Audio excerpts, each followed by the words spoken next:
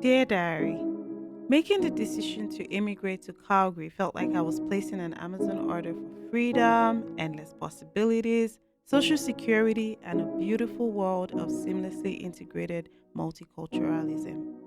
Only instead of autofilling my credit card information, clicking buy now, and receiving my package the next day, I spent months filling out paperwork and acquiring various documentations. And I spent years waiting for my visa. And when my metaphorical package finally did arrive, it wasn't exactly what I ordered. We're Onya and Tomi, and on Diary of a Niger Immigrant, we're talking about what happens after you buy that one-way ticket. We'll chat with guests and hear their immigration stories. We'll commiserate, celebrate wins, and gossip about recent microaggressions. Buckle up, y'all. Welcome to part 2 of our conversation with Maria. If you missed part 1, be sure to check that out first and then join us back here. Now let's get to it. Even in ourselves, we're beautiful, but we don't see it. Mm-hmm. There's beauty in everything, including in ourselves, but we don't see it. And it hit me, and I looked at the mirror and I said, Maria, you're beautiful. I had a good laugh. I laughed. I was like, this woman, you done the Chris. This is madness. Just because you told yourself that you're beautiful. Oh my gosh, you're like, I'm crazy. Oh, you're joking. That is What so a funny. Like joke. you didn't believe it that you are beautiful. I didn't even. I was like, no way. And why So- is that? Like, why didn't you believe it? I had this conversation with my daughter. Mm-hmm. I grew up in a very big home. Yeah. And we were so loved and we are so close knit. My husband can't even believe how close we are and the kind of things we talk about. But you know what? I don't know. It was that generation. I would say, and if my mom hears this, she's going to cry her eyes out. But she verbally abused us. You know, like she Yeah. would call us like the nastiest of names until and the thing is, if she just called us random names, it wouldn't have stuck. But it was always, each one of us kind of had like It was a consistent. Yes, Yeah. like, oh, look at the shape of your head, or oh my God, I used to be so skinny, and I was such a picky eater. I was a very bad eater. So I can say I was maybe malnourished. I was so skinny, I would not eat anything. So my mom would always use that against me, like, oh, and that's why you're so skinny. And then if I do something, she'd be like, well, I'm sure your heart is as skinny as you are. Like, it's dried out. There's no way. We know all this kind of stuff. Yeah. But she always used to tell me something, and it was kind of like a curse, but it was a blessing. She would tell me that, you know what? You know what's going to save you in this life? The man you marry has to love you beyond anything in this life. That's the only thing that will bail you out. You're such a lazy person. Oh my God. But you know what? I pray for you that when you grow up, you marry someone who loves you so much. And she kept saying that. And oh my God, how my husband loves me. You know? So that was kind of like a curse, but a blessing. Anyway, so growing up with that self-image of, oh, you're so skinny. Oh, you're this. Oh, you're that. I believed that because I lived it like all my growing up days. So I believed it. And I was telling my daughter just yesterday, I said, the first time someone told me I was beautiful was in my, I think I was in SS1. I think here they call it grade 10. Okay. And this girl said, oh my God, you're so beautiful. And I did a double take. Like I looked like, I was looking you're for like, are who you talking she to was me? talking to. Yeah. And she was like, oh my God, just look at you. And I'm like, what does this person want from me? Yeah, you know? Yeah, so that's it. So I hear people say, oh, you're so beautiful. Oh, you're so cute. Oh, you're this or you're that. And sometimes I feel like, oh, maybe it's my essence. You know, maybe I'm just a kind person. Maybe I just give this aura. I always make excuses. But then I read a book, and in book it says, the next time someone pays you a compliment, say thank you. Don't negotiate. Don't argue. Just say thank you. Accept it. You don't compliment yourself. Someone compliments you. Accept it. So the next time maybe someone said something positive to me, I said thank you, but my heart was You're like, I'm so uncomfortable, but thanks. for your mind. You know. So that was it for me. And then when I realized that my body listens to me, then I started practicing saying, you're beautiful. And one day I looked at the mirror, I was like, but you know you're beautiful. And I was like, I actually do, but I'm not comfortable accepting it. And I was asking myself, why? And I did have a reason. So my husband came back and I told him that I said, babe, I have something I have to tell you. And he said, what? And I said, I realized I'm beautiful. And then he was like, okay, what's for dinner? I was so mad. I was like, this is something I've struggled all my life. He was like, but I've always Exactly. He's For him, it's normal. like, Yeah. like, I just don't get it. Sometimes I feel like you're actually fishing for compliments. I said, no, it's genuine. It's true. I've never felt beautiful before. And I was like, wow. But I tell you all the time, like, I don't know what you want me to do. And like, it doesn't matter in that way, right? There is nothing he could say that would make Yeah. you believe yeah. it. Yeah. So I said, I looked at the mirror and I was like, who are you kidding, Maria? You're not bad. Come on. Okay, at least you're cute. And I was like, yeah, it is. And that's the day I put scissors to my hair. I chopped it off. And I was laughing. I actually thought I lost my mind because I was laughing. I was like, oh my God, so you're beautiful. And now you're cutting off your hair. You want to test But the was beauty. that the confidence that you need to be like, this is something I want, or what was that connection? I've never really liked having like keeping hair. Yeah. It's just too much work. Yeah. So, but I've just kept it because I felt it was part of what made me a woman, what made me yes. beautiful. I mean, what if I chop off my hair and I'm not cute? Like, Yeah. you know, like That's that. what I'm saying. You And- wanted to Exactly. test the beauty. yeah, and I took it. I cut the hair off, and I loved it. This is me. This is who I am. When was that? Last year. Oh, really? Last year. It took me that long. Yes, and my friend told me that. So you're never going to make your hair, and I said no. And then she said, but I think you looked. I can't remember who you were, where you had hair. Then someone was celebrating a birthday, and I shared a picture of the person, but it's an old picture. And this same friend texted me and said, "Oh my God, you look so much better without your hair. Like the hair looks great, but no, the short hair is you. This is." And she said, "I've known you all my life with hair, but the short hair actually suits you way better." So, yeah. And then I also just woke up and said, you know what? No more makeup. Really?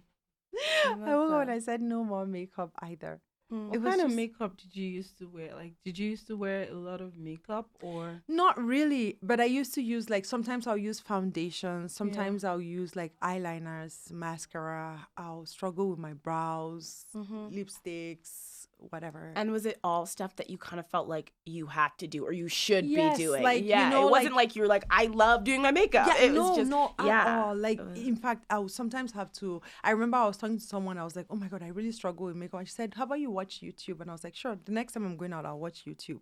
I didn't know I had to watch it ahead, so I was going to go out, and then I was like, "Yeah, YouTube, how to make up." And then I set my 3-4 makeup sets.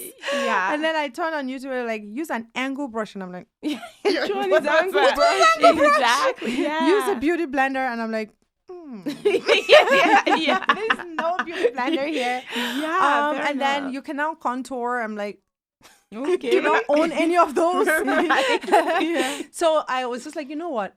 I'm just going to go without. But to be very, very honest, I'm not really a makeup person. I don't even think I wore makeup on my wedding day, which is the day people would like the Where most Go all Yeah. out. Yeah. Yeah. So, but even the little I used to do, I just woke up one day and I was just like, no, I don't want to anymore. And I still do. Like today, I think I have like powder on, but that's because I was very tired. I'm just coming from field trip with grade 3, third graders. So I was just like, okay, I don't want to look tired. So I just put on some brown powder and I'm good. So but yeah. I love that. And I love that evolution. And it's so true. I mean, obviously I can like connect so much with this idea of like somebody giving you a compliment and you're just kind of like, oh, whatever. And it seems almost people think you're like stuck up or like you said, like fishing Yeah. for compliments. And you're Yes. like, no, I just genuinely think you're lying. Yeah, And someone could tell you over and over and over again. And it will not matter until you get there yourself. Right. And obviously it sounds like you really got there, which is so amazing. I'm curious, circling back to that, that thing your mother said, and yes, shout out to our moms. Like they did the best they could, African but moms.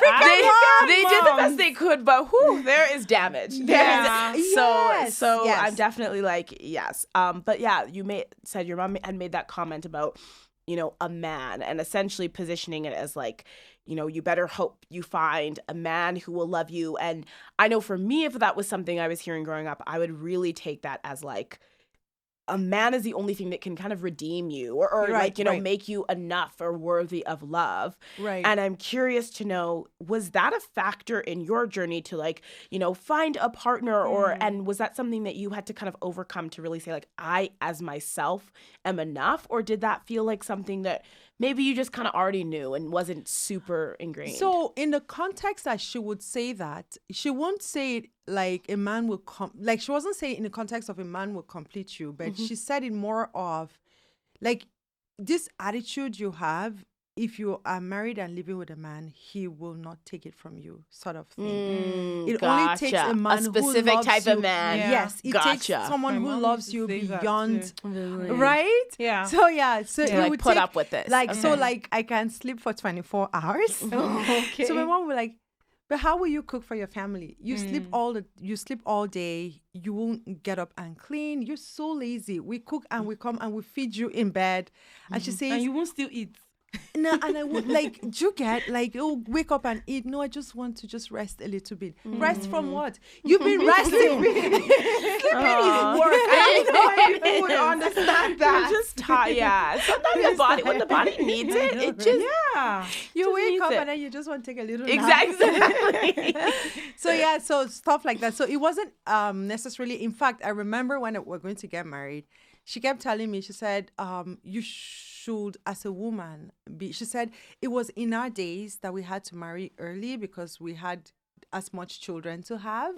But she was like, for you, honestly, you don't need to rush this marriage. You guys should just date, and then when you're like self-sufficient, then you're married. That way, you're not dependent. So that's the kind of person my mom That's was. nice. Yeah, that's However, awesome. she just felt like I was a lazy person and my husband will run away. Right. That's how she Right. felt. Okay, gotcha. Yeah, that tracks. Yeah. So, like, I just want to understand your journey with beauty back home and your journey with beauty here.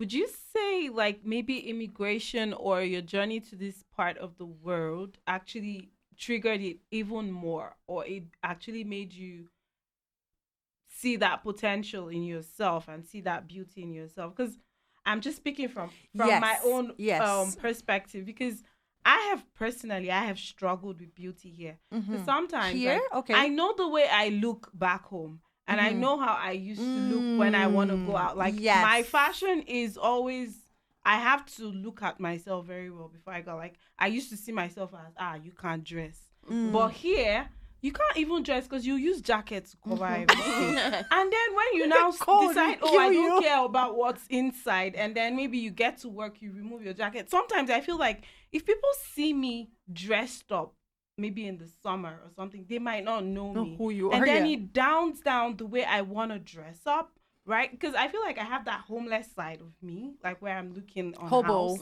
And then I'm looking like, and so like, I'm just wondering, like, how have you, and recently I've also really struggled with beauty and body positivity. On my phone, you would see different pictures of me taking photos of my tummy, and I've like just trying to look at myself, and I'm always constantly asking like, why do I look big, even though I'm more stressed here?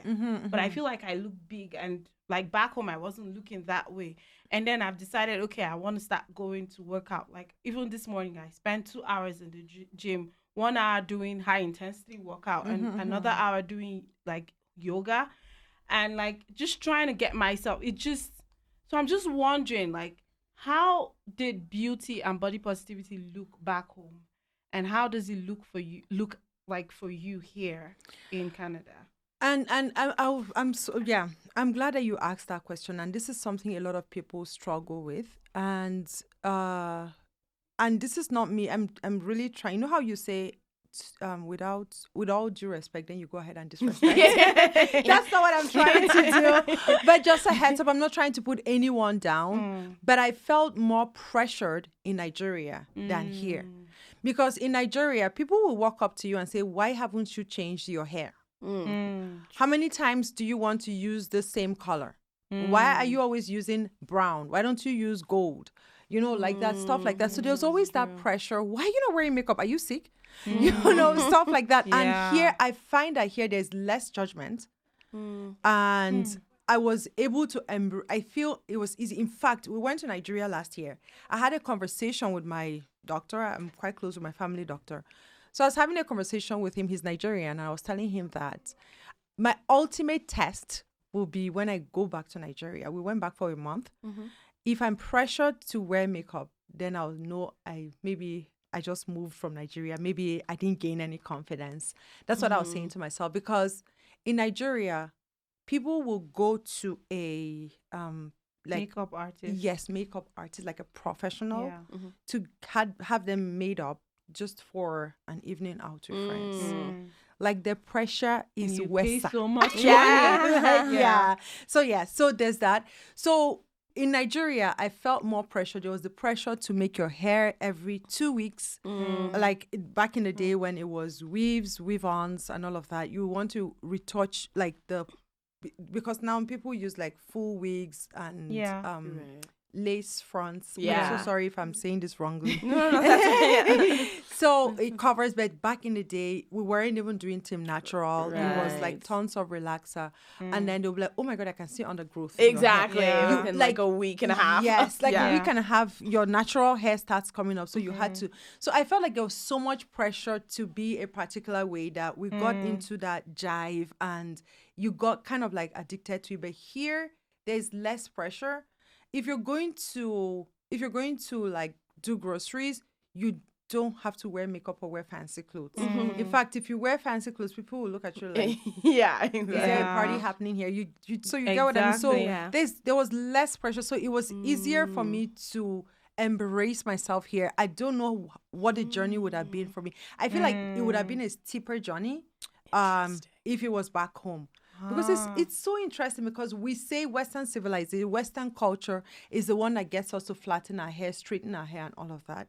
But I find here people embrace like their natural hair more. Maybe it's just the times. Maybe in Nigeria too, people are embracing their natural hair. I'm not very 100% in touch with what's the trend back home. But at least from the little I see, people still have to wear tons of makeup, wear wigs, whereas that's not the case here. I see people carrying their natural faces, carrying more natural hair here than That's whatever. really So interesting. yeah, This is But interesting. because you felt more pressure that the thing is, internally saying or it, externally. yeah, you saying it is kind of creating a bit of nuance for me, because I feel like maybe you're not that kind of person who likes to do makeup and do all those kind of things, and so you feel like, oh, this is a relief.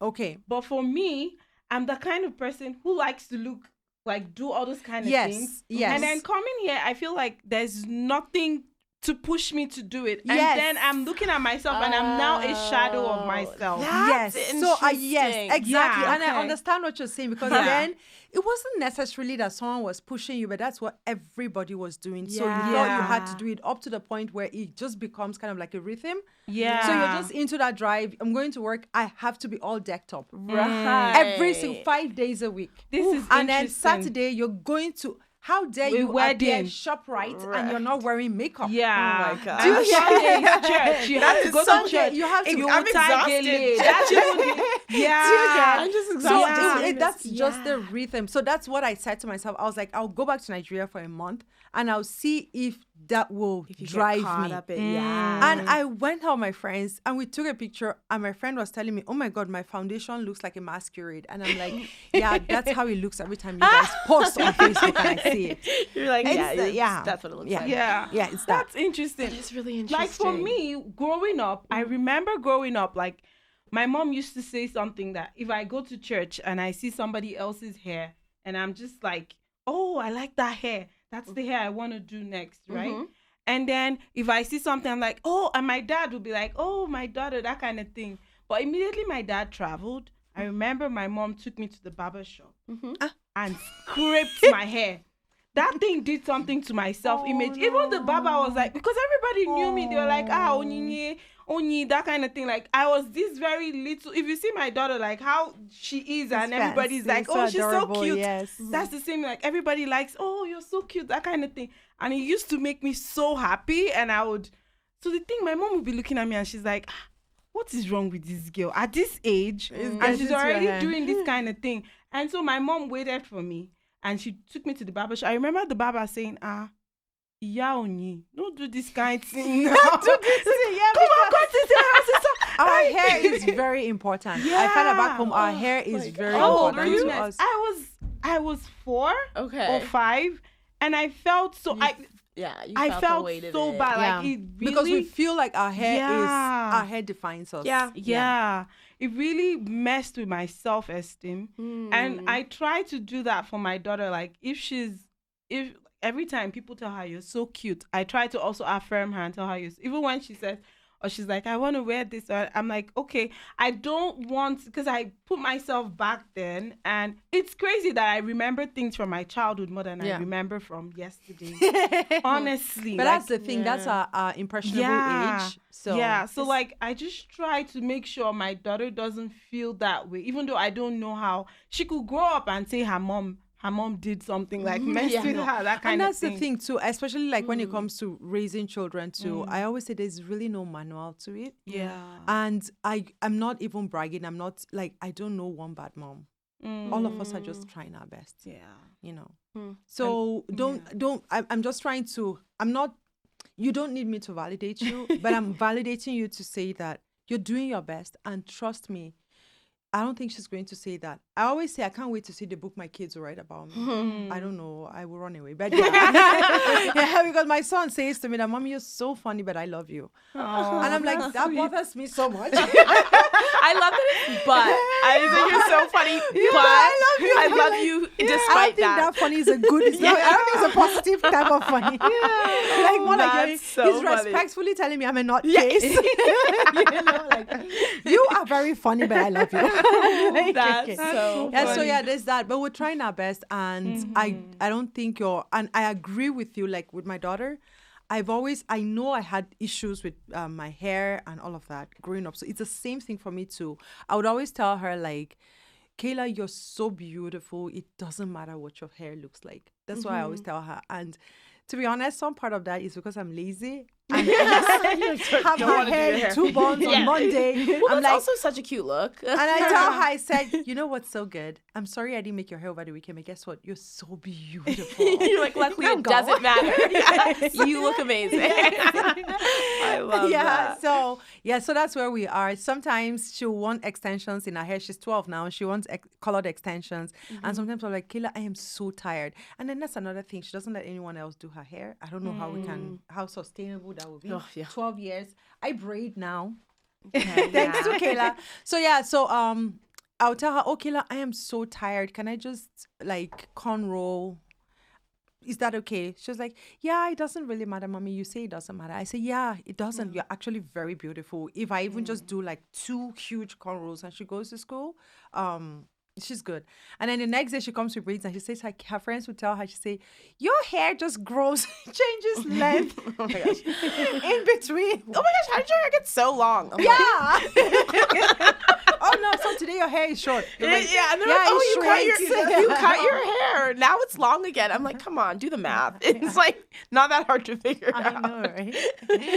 I'm like, oh, why is your hair doesn't respond to gravity. Yeah. It Like, goes oh up, my it gosh. doesn't go down. Yes. Oh my gosh. Okay, so beauty and body positivity. We've Yes. talked about beauty. How about you? Like I'm just curious. Like after you had your kids, Yes. how did your body influence your mental health postpartum? Personally, I am someone who, in fact, I have struggled with body image as a whole.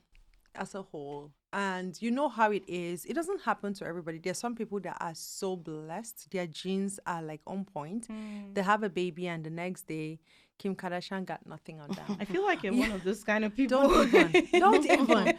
If you see like the work I put in, and recently I was reading, I was like, come on, you guys, don't take this away from me. They were saying that if you over exercise, maybe you're having body issues. I'm like, no, I am not. Don't take this away from okay, me. fine. Don't take it away from me. But yeah, so most times at the end of the day, is the underlying feeling. How are you feeling inside? Because when you talk about body image, sorry, again, I'm going to make reference to something I read. I read a lot, so much that I sometimes don't even know what I'm referencing. But this is something I read. There are different types of body image. There's the affective body image. That's how you feel about your body. Then there is the perceptive body image. That's how you see your body. There's the cognitive body image. That's how mentally you picture yourself. And that's how come you pick a cloth and you say, this will size me, but it's a size 20. It's huge and you're not Yeah. that person. Oh. And then, then there's the behavioral. Some people feel, they will tell you, oh, yeah, no, I'm a size maybe small. But the way they behave like they're very big. Do you sit get? down. So, yes. So, Dump yourself in the it's chair. different types of self-image. Yeah, I feel like there's so many pieces of it because I'm like, yeah, I think that component just for like if somebody is having a really bad body image day or something like that, those pieces of just like that need to look a particular type of way naked doesn't actually serve any functional purpose. Exactly. And that reminder of, patience and all of those things are so important. But I also think what is so important is just that recognition and realization of just how deeply rooted fat phobia is in our Is. culture and this Yes. idea that it is Yes. bad to be fat and it is bad to have a tummy and it's just not. It's And so not. just It's getting, just and so it does, natural. it's just And natural. It's literally just the human it's body. so funny that when someone doesn't like, and again, no, not putting anyone down, as long as you're healthy, right, and you're fit, you're able to do the basic things like go grab something, come sit properly, get up when you have to get up, and all of that, right? Personally, like when I see people, I will see how beautiful they are, but once you even compliment them, they'll say, yeah, I need to lose like 50 pounds. Like, where? How? Like, you look so beautiful. Yes, if you want to trim for whatever reasons, go for it. But you look so beautiful. And I wish, like, I don't know, if we said it more, if it showed more in the media, I guess. And that's another thing too, right? Social media, TV, print media, all of that just kind of promotes a type of beauty. It's good to see that it's 2023 and that's gradually changing. People are learning to embrace themselves more. But yeah, there's that. And I think there's that childhood piece too of like, I mean, you're saying you're not like always talking about your body, you're too Yes. skinny, you need to You're eat too more. skinny, Or yes. like, I mean, for me, it was the reverse. Like, I feel like we're just always talking about women's bodies and we're always Yes. critiquing their bodies. Yes. So it's like, regardless of what you're getting, either way, you're just growing up with this narrative of what my body is doing really matters, which it doesn't. If you're feeling good and you're feeling strong and you're feeling healthy and you're feeling like all of those things, and everybody has their own thresholds for everything. Yeah. But it just, I feel like, I know for me, it's consumed at certain points of my life. It has just consumed me, and it's like, what my body looks like matters so much. And That's true. in reality, it's irrelevant most of the time. Yes, when it it comes is, to because- who you are and what you offer yeah, and all of exactly. Yeah, 100%. I agree with that. Can I butt in there? Yes, go for Just it. a little bit. So I feel like this thing is just a mental and personal thing, right? Some people don't have, me personally, I do not have a problem with like looking at certain like different body types. There are different body types, and there's a reason why God created people Different differently, shapes and right? sizes. Yeah. Yeah. But like as a personal thing, I'm not trying to look good for anybody to look at me and compliment me and say you look so beautiful. I want to be able to look at the mirror and I'm proud of the person I see. And I feel like that it has an adverse effect on me mentally and psychologically. Because sometimes like I said earlier, I have so many photos of myself and my tummy and everything. And sometimes I go back and I look at my photos from 2013 and I'm like, oh, look at this fine girl. And in 2013, you didn't feel that way. And in 2013, that's the thing. Exactly. The funny thing is, in 2013, I felt like I was too skinny. And I wanted to add some weight, but like in the right places. Of course. Right? You're like, Yeah. But at the In a same hot time, way. yeah, exactly. yeah. And I've always had this shape behind, but at the same time, I just wanted to put on weight in some other places and just look nice. But now I'm like, okay, yeah. Sometimes I also tell myself, because sometimes I'm like, after my first child, I didn't have any marks on my tummy. But after my second child, I started to notice like my tummy's a little bit squished and oh my god, this is Yeah. so embarrassing. but But like I started to yeah. I started to notice that. And me as a person, nobody sees it. But it bothers me when I'm in the bathroom and I'm trying to brush my teeth, about you to get in see the it. bathroom, and I see it and I know what my body looked like before. Mm-hmm. If I didn't have that kind of body before, it's a different case. But the fact that I know what my body looked like before and I didn't want that. Like, so I just, it's a thin line between saying, oh, this is a personal thing for me. And at the same time, shaming other, like, other Okay, body yes, no, I types, understand. right? Yeah. It's just you trying to say, sometimes I also tell myself, I'm like, Onyinye, your body made a miracle. Like, you carried 2 kids in your tummy, not at the same time, but at least. So, like, it's just you being comfortable in your own skin, especially when your mental health is at stake. So self-affirmations, positivity, it's not lying to yourself. It's telling yourself the truth, but kindly. So there's a big difference between, and I'll explain some things and then I'll go there. There's something called self-worth. Self-worth is something that is 100% from the day we were born until the day we die. What price do you pay for a life? It's priceless. That's self-worth. A newborn baby or an old man that has just one day to live. We're all priceless. There's no price you can pay to bring that life back or to create that life, right? So that's self-worth. So let's put self-worth by the side. Now, what I'm trying to say is, if you love yourself unconditionally, especially with that self-worth in mind, whether there's a squished up skin or it has stretched out or you have abs, you love yourself at that 100% of what you're worth, right? So yes, you can push yourself to work. It doesn't mean you hate what you see. You love yourself whether you succeed in this exercise or not. And that's the level where I am at, right? I love myself unconditionally. I've been saying that to myself for over how many years? I believe it. I love myself unconditionally. I look at myself in the mirror. I have a mom pouch. And I went to Nigeria. I've gained like 10 pounds because I did not control the fufu I was eating. Like, As you shouldn't. I'm not even going to apologize about Where that. is the fufu here now? I didn't even like, I was eating because I knew, I don't know You won't when see I it will see this again. again. Yeah, So exactly. I didn't control everything they brought on the table. I ate. So I packed on 10 pounds and I do not like it. Does it reduce this? Does it discount my self-worth? No. I'm still priceless. There's no price you can place on my life. There's no discount. I love myself unconditionally. Do I want to lose the 10 pounds that I packed on? Yes. If I do not lose those 10 pounds, does it discount who I am? No, it doesn't. Does it discount my worth? No. And I found that, unfortunately, or I don't know if it's fortunately or unfortunately, self-worth, people mistake self-worth for self-esteem.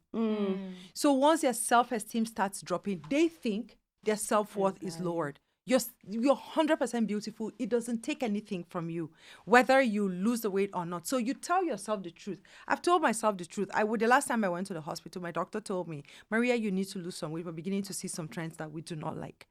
So I was like, okay, yeah, sure, I'll work on that. Does that reduce my self-worth? No. And because it doesn't reduce I've worked to the point in my life where it doesn't affect, it doesn't discount, it doesn't take away from my self-worth. My self-esteem is still intact. Even though I called my sister and she was like, oh, the cheeks. The cheeks are drooping. And we were having a good laugh. Before, I would even go to bed and maybe even cry and say, oh my God, what am I going to do? I've gained weight. I have to lose weight. Wow. It's not that way anymore. I have to lose weight because it's the healthy thing to do for me. I live with a condition and I have to go check myself every couple months. I have to do blood work, do brain scans, do whatever. So my doctor told me, your last set of results, we need to do something too. You were very, very you were 100% living clean health bill. And then you've packed on some weights, your blood pressure is beginning to pick up and all of that. So you need to work on that. And I'm like, okay. I know it's hard, but I'm going to, do something about it. I'm going to take my time and create time and do that. But it doesn't mean I look at myself in the mirror and I know I have lots of work to do. But I make sure it doesn't take down my self. It doesn't affect my self-worth. Can never be discounted. It's beyond me. It's not something I can control. That's how God made us. But I make sure it doesn't affect my self-esteem. And that's what I'm trying to encourage you to remember. Even if people who get like maybe in a car accident or in a war, they get amputated, they don't have like 100% of their body parts, their life is still like priceless. Your self-worth is something that you can never take away from it. It's always 100. It never drops. So that's what it is. And if you always put that at the back of your mind, even if something is not physically perfect on your body, remember your self-worth is 100%. It doesn't take anything away from you. So you're beautiful. You love yourself unconditionally. Whether you succeed in your weight journey or your body journey, like transforming your body or not, your self-worth is 100%. I know your immigration journey didn't just start. Like, it's been it's almost 11 or 12 years now, right? No, so we actually moved in 2014. You're right. Yeah. I still feel so brand new here. Really? Why do you think you feel so brand new here? I think I don't say it's in my mind because actually that's what it is. I turned 42 this year. So I lived 33 years in Nigeria. Yeah. So it's so hard to and I see Calgary as home. I don't see it otherwise. However, I've lived majority of my life not here. So it's so hard to see myself as like an indigene here. You get what I mean? Yeah. I always feel like a visitor somehow. Yeah. Yeah. Oh, that makes sense because like most of your life was spent somewhere else, right? Yes, and then that's right. just dropping that and embracing another part of the world is just like, am I a fraud? Like, am I? Yeah. I know there's that feeling. Yeah, that kind of thing. Yeah. So, moving here, first of all, are there some notions that you've gotten from like the white counterparts or people here that you feel like this person actually has it twisted about Nigerians and you would like to correct that notion? Yes. And this is one I talk about. So, and this is a very popular one. Nigerians specifically, we have a way of speaking. We are very direct people. And that was one of my biggest culture shocks. So I feel like Canadians, and I don't mean like white or like people who were born and raised here and don't know otherwise, they would always feel like maybe we're rude. And they would take offense to something you would say. But we're very direct people. Like, if I wanted you to close the door, I'll tell you, Onye, please close the door. But that's rude because here they will say, do you mind or would you? Do you think you could close the door? Like, they make it sound like an option, but it's not. It's not, yeah. So, but when we say it without the option there, it sounds like you're rude. Like, Onye, you need to attend this meeting. It sounds like a command. But they would say, do you think you can attend that meeting? And for us, that means you're asking me my choice. And I'm like, no. So that's one thing that I wish they understood. Like, if you hear an immigrant speak directly like that, they're not being rude at all. It's just a different culture. That's a very interesting one. I remember having a conversation with my friend. And she was like, there's one of my colleagues that we're just gossiping about microaggressions and everything. And she was like, there's one of my colleagues like this. Can you imagine every time she's supposed to do this thing, but she will say, Dami, do you think you can do this? Huh? She said, in fact, she had learned. If she said, do you think? She said, no, I can't. You do it yourself. I remember the first time my daughter went to kindergarten. This is actually very embarrassing. I'm writing a play, and this is going to feature in it. Okay. So I took my daughter it was the first day of school, and it was my first time. Everything was first time. I was so confused. I was so worried about my, you know how precious, if you listen from the very beginning, you know how precious my kids are to me. Yeah. So I was so worried. So I went to the teacher and I was trying to ask her like, how, where would I pick her up from? Like, I know we're just dropping her off at this door. Will we come back to this? So I said, so I went and I said, do you have a minute? Like, I just want to find out. And then she said, sorry, can you wait? So I thought it was a question that I had to answer. And I said, no. Please don't laugh at me. She was like, can you wait? And I was like, no. And she went like, oh, that's and walked so away. sweet. Oh, can And you I'm just like, imagine? What was that about? Exactly. Like, I was like, what was that about? What is Yeah. that? And I was like, rude? That's what I thought to myself, yeah. right? But She now, thought you were rude, but Yes, now you thought I she was rude. So, it's I was just just different like so cultures. strange. Yeah. But now when I think about it, I cringe so much that, oh my God. Oh, it's okay. It's But been a long even when I time think ago. about it too, I'm like, it was first day. Mm. So I'm sure she was crazy busy also trying to mobilize. She was Yeah. going to be meeting the kids for the first time. Yeah. So yeah, so there was all of that happening. So she just meant but I what I expected was, sorry, it's not a good time. And I'm like, oh, okay, I'll wait. But she You could get- say, hold on. Yes. Could you give me a, like, Yes, maybe, could yeah. you give me a minute or something But she like was like, that? I'm sorry. And she was so sweet about it. Sorry, can you wait? And I'm like, no. Yeah, so there's that. Yeah. So and that's the culture here. They don't know any different. I remember I had a conversation with a manager of mine once, and I was telling her that Canadians don't talk directly, they talk indirectly. And she was like, what are you talking about? I Exactly. do They not don't know. that. Yeah. So then when I explained that to her, she was like, wow, that sounds aggressive. Like the way we Nigerians will talk, she was Yeah. like, that's very aggressive. And I was Yeah. like, okay. And one thing that we are taught when we come here is Canadians are not confrontational. So I can see why they will go about almost everything indirectly. Yeah. Because they don't want that confrontation. Whereas we live for the confrontation. in Oh, we Nigeria. always Bring choose it on. violence. Yes. Oh, that's interesting. Okay. And then the second question is, before moving to Canada, is there something you wish you knew before buying that one-way ticket? Let's see. Yes. There are, I feel like I would have, because I find so the difference is when we came here, especially because I didn't have all of the support I used to have in Nigeria. When I say support now, you know how like in Nigeria, you will have like a living caregiver for your children. yeah. You will have like someone who opens the gate for you when you drive in and you drive out. And the driver to drive the car as well. Yeah. So that gave us kind of like freedom to build on more skills. I wish I had known to take advantage of that time, because now I have so much I want to do, but Like I what? just don't have like the time. I would like to, we have so much, what's it called? Like we have so much resources. I'm currently learning how to creatively write. Like I want to become a creative writer. And I think I was telling you about it. I'm in a you did. mentorship. Yeah. So I had the time, but you know, Nigeria will use it for faji, Yeah. partying, going out, socializing.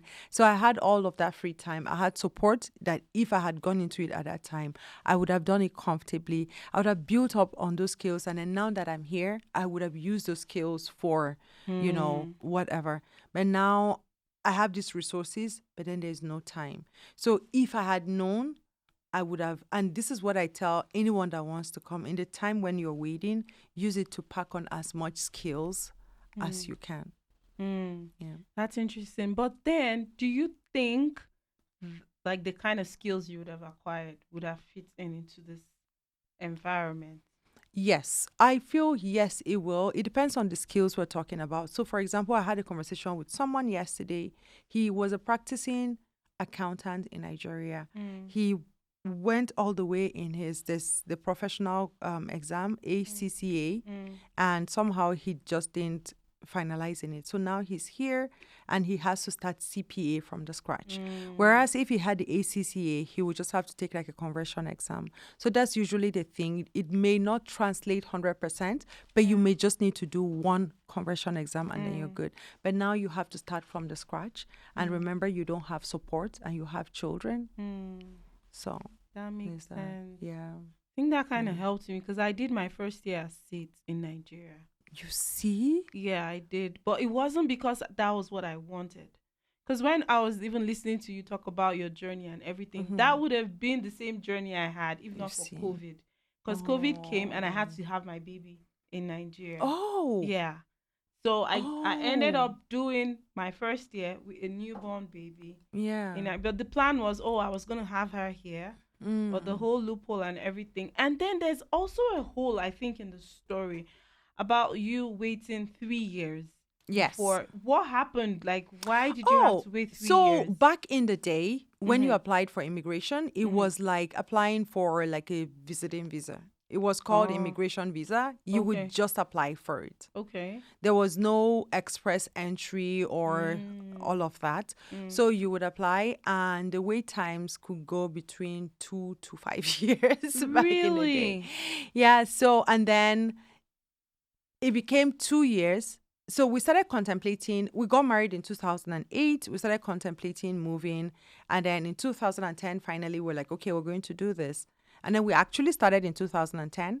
And then I got pregnant. And then we worked with a lawyer, an immigration lawyer. Then we spoke to her about it. And she said, you know what? It's best you have the baby and then apply for the baby. So we had the baby, then we applied for the baby. So it had stalled. We had a baby in 2011, January. Then we now applied for the baby, applied for all three of us. And then it worked. They processed it till like 2 years in, say 2012, then 2013, there was a flood in, I think there was a flood in Calgary in 2013. It slowed things up. And I don't know, I think there was a recession also. There's something happened. Yeah. It just kind of put everything in a stop. Yeah. And we were in Nigeria, so we didn't know what was going on. And I didn't apply by myself, so we didn't even know how to follow. We just used to check in with the lawyer. And she would be like, a lot is going on. Just take your mind off of it. And then we were like, you know what? We were tired of waiting, putting our lives on hold for that. We had saved. I remember my husband won't even let us go out or buy anything. Be like, we need every dollar when we go to Canada. We had saved up all of the money we had. And then we just gave up and we're like, okay, whatever. We moved on our lives. Then I went on. I was pregnant. I was going to have a baby because I almost, there's that huge gap between my children too, because I didn't want to. The lawyer told us that if you have another baby, we'll have to go all over again and start the process afresh. Wow. So at that time, I just said, you know what? I'm not going to wait forever. I went ahead. I was pregnant. I was going to have the baby, and then one day we just received a notice saying, send in your passports.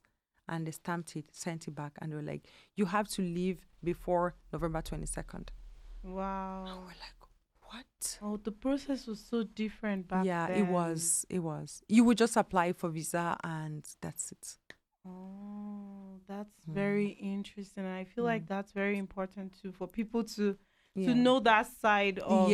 Although things have really changed. Things now, have changed. but, And our lawyer then, she told us, she even told us by 2014 when we were like, when they gave us the 1 month to leave, to either come or forfeit the whole process, we had spent so much because we used an immigration lawyer and she was based in Canada, so we're paying her Canadian dollars. But the exchange rate wasn't too bad. I think it was like 160 or so, so it wasn't too bad. Yeah. So but we're paying her in dollars and it was way less than one. It was USD that was actually 150 right back then. Yeah. Way less than that. But I remember towards that time was when Buhari was trying to come in. Good luck, Buhari changed and things started, you know, whatever. Yeah. So then she told us. Then we were like, you know what? Can we just maybe? It's too short. We're like, it's just too short. Like we've moved on our lives.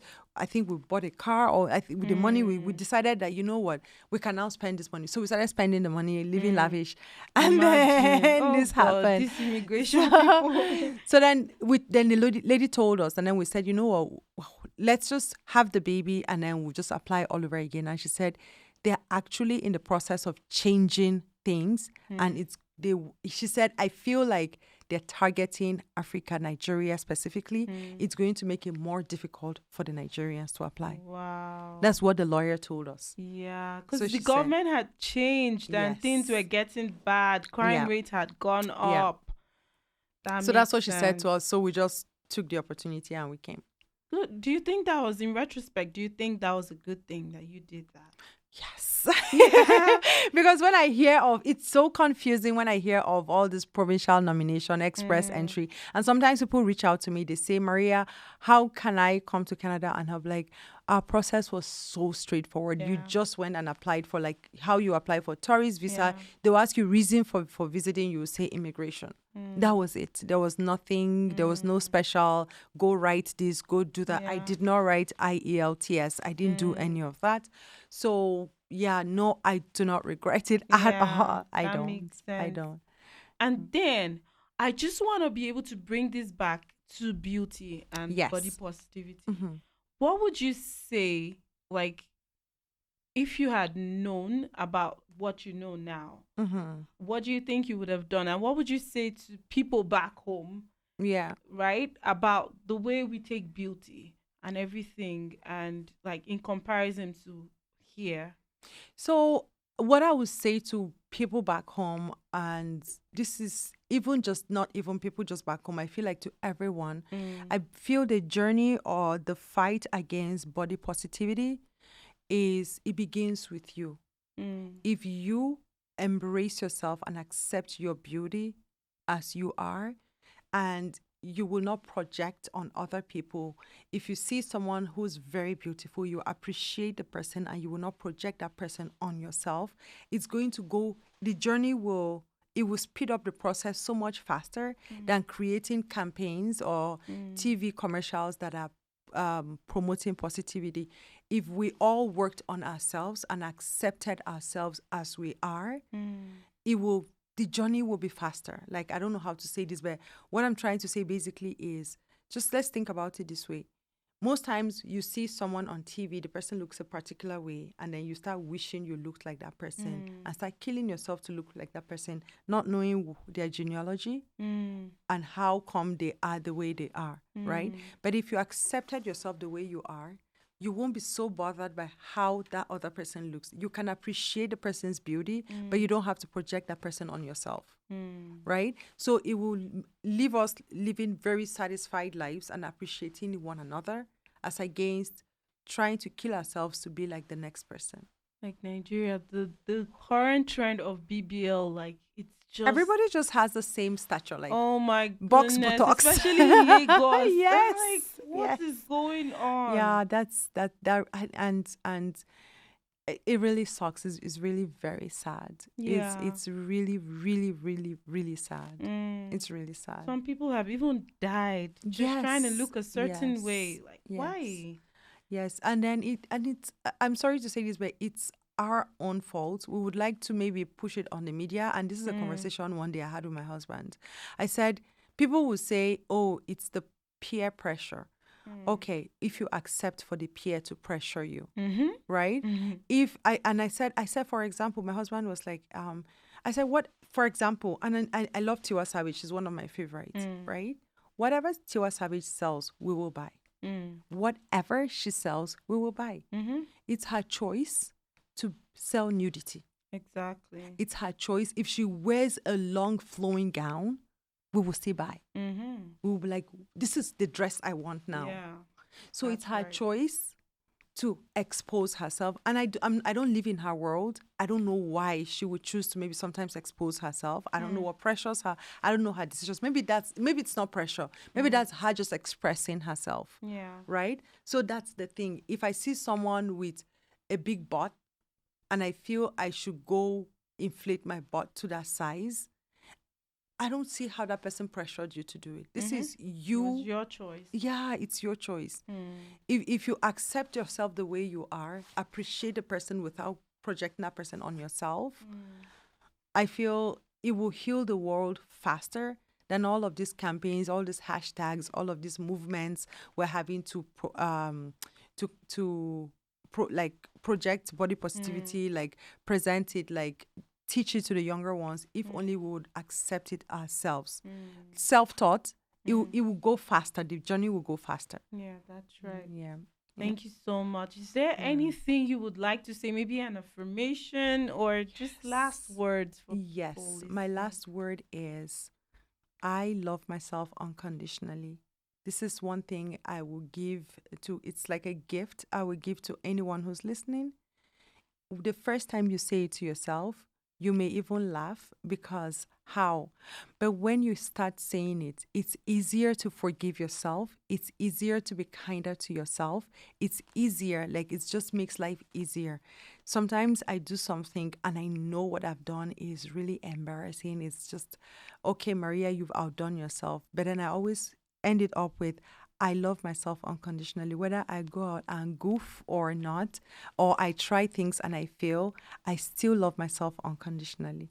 So it keeps me happy. It keeps me, I won't take out on myself. Like I won't take it out. You will never slap yourself, right? Like, Yeah. So I embrace my mistakes. I embrace them. I accept that it's just me. I'm trying my best here, right? So yeah, that's what I'll leave with everyone. Please always affirm to yourself say it until your body believes you. And then you see it actually start manifesting. You see it start happening. You see it, you see yourself start treating yourself better. And it goes a long way. You see yourself eating healthier. You see yourself wanting to be better. You see, like that. So I start with, I love myself unconditionally. Always. Thank you so much, Maria. I think this was awesome. Thank you. I'm Thank so you. happy. Bye. Adios. Adios. Diary of a Niger Immigrant is presented by Afros in the City in collaboration with Through Onyi's Lens. You can keep up with us on Instagram by following Afros in the City, following Through Onyi's Lens, and of course, following Diary of a Niger Immigrant. Once you've done all that, just keep listening. Rate us, review us, love us, root for us. Until next time.